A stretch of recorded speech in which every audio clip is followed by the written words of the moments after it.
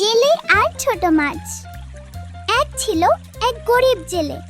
প্রতিদিন সে খুব সকালে উঠে পুকুরে জাল ফেলতো। একদিন হঠাৎ তার জালে ধরা পড়ল একটি ছোট্ট সোনালী মাছ। জেলে খুশিতে নেচে উঠল, আজ অন্তত আমার ঘরে খাবার যাবে। ঠিক তখন ছোট মাছটি বলল, দাদা ভাই, প্লিজ আমাকে ছেড়ে দিন, আমি খুব ছোট, আমাকে খেয়ে কি হবে আপনার? আপনি যদি আমাকে ছেড়ে দেন আমি বড় হব, তারপর আবার আসব, তখন আমি আপনাকে আরো বেশি উপকার করব। জেলে একটু ভেবে বলল, তুমি কি সত্যিই ফিরে আসবে? মাছ হেসে মাথা নাড়ল, অবশ্যই।